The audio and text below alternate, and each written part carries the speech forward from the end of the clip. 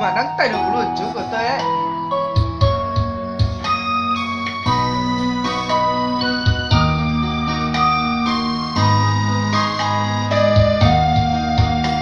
Chó luôn, to đấy mà.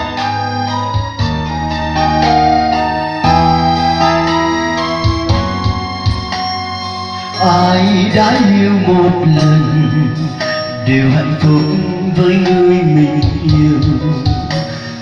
Ai đã yêu một lần đều trải qua cay đắng của tình yêu.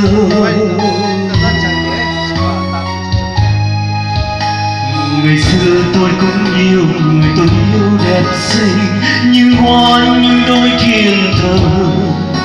Giờ đây tôi lặng im nhìn em xa rời tôi, chia đôi câu hồng ngày xưa.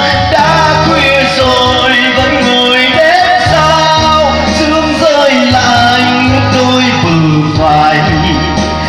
Ánh trăng đã không còn nữa, chỉ còn chiếc câu hồng khuyên để mình tôi đơn côi. Đến bao giờ mới được có em, đến bao giờ thấy được cầu vồng.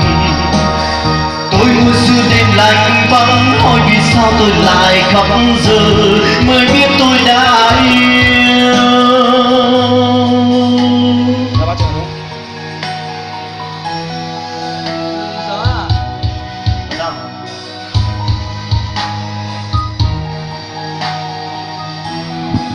Sếp.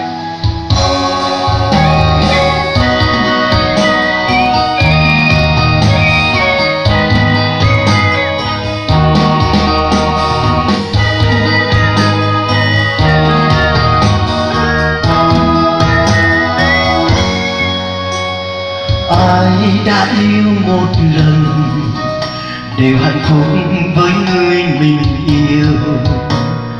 Ai đã yêu một lần đều trải qua cay đắng của tình yêu.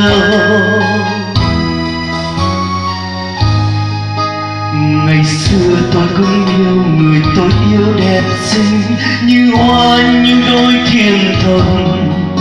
Giờ đây tôi lặng im nhìn em xa rời tôi, chỉ đôi câu vòng ngày xưa. Đã khuya rồi vẫn ngồi đến sao, sương rơi lạnh ngút đôi bờ vai. Ánh trăng đã không còn nữa, chỉ còn chiếc câu vòng khuyên để mình tôi đơn côi. Đến bao giờ mới được có em, đến bao giờ thấy được cầu vồng. Tôi mùa xưa đêm lạnh vắng, hỏi vì sao tôi lại khóc giờ mới biết tôi đã yêu.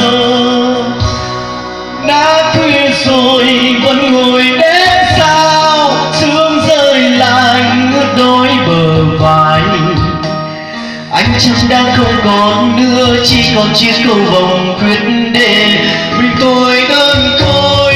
Đến bao giờ mới được có em, đến bao giờ thấy được cầu vồng. Tôi mùa xưa đêm lạnh vắng, hỏi vì sao tôi lại khóc giờ mới biết tôi đã yêu.